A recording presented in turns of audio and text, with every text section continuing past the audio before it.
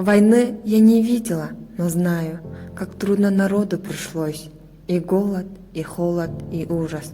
Все им пришлось испытать. Пусть мирно живут на планете, пусть дети не знают войны. Пусть яркое солнце светит, мы дружной семьей быть должны.